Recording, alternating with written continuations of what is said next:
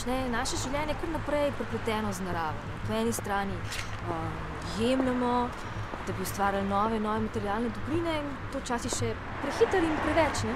Po drugi strani pa človek vse skozi vrača te snovi nazaj v naravo v obliki odpadkov. Narava pa jih v tem obsegu več ne more uvrstiti v svoje naravne presnovne cikle. Zato večina problemov, s katerimi se danes srečuje človeštvo, izvira iz načina razmišljanja, ki pa ga bo treba nujno v izogib vsem katastrofam, ki nam iz tega naslova grozijo, spremeniti. In zato vam danes predstavljava še kako pomemben poklic, ki je zaslužen za to, da se naši potomci ne bojo kopali v odpadkih in podobnih katastrofah. In ljudi, ki si svojimi izdelki in dejavnostmi prizadevajo, da bi ustavili uničevanje narave. Skratka, ljudi, ki skrbijo za našo boljšo prihodnost.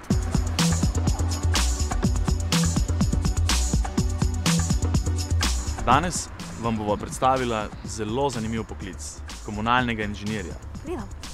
Veselo na delo.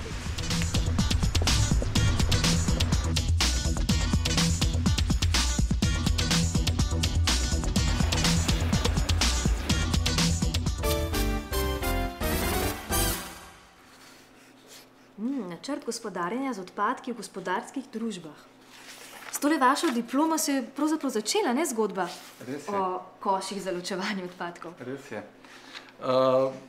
Na idejo o koših za ločevanje odpadkov sem prišel v času izobraževanja, ko smo v okviru analize ugotovili, da se odpadki v Sloveniji zelo slabo ločujejo. Iskali smo razloge, ki vplivajo na to in prišli smo, da je zelo pomemben dejavnik tudi to, da ljudem ni omogočeno optimalno ločevanje odpadkov na izvoru. Nato smo po tržišču začeli iskati kaj primerne koše za opremo objektov, vendar jih nismo našli. In potem se je začela ideja, ki je zdaj tukaj. Komunalni inženir je dokaj mlad poklic. Poklic je praktično nastal v okviru tega programa pred približno 10 leti. Takrat smo pričeli z izobraževanjem za poklic komunalnega inženirja. V letu 2000 se je program nekoliko spremenil, uskladil z pravili skladnimi z bolonjsko reformo in smo dobili poklic inženirja varstva okolja in komunale. Kako pa je s prakso? Veliko vaših študentov je zaposlenih, torej študirajo ob delu. Šola Izraz praktično v bistvu izvaja samo izredni študij, kar pomeni, da je velika večina naših študentov,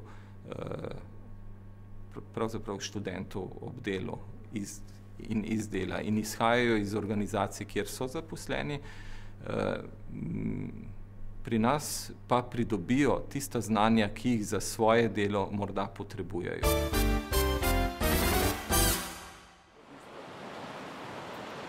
V tej čistilni napravi nasproti naju, kjer se dogaja prvi del čiščenja, torej mehansko čiščenje, nadzira te procese en komunalni inženir.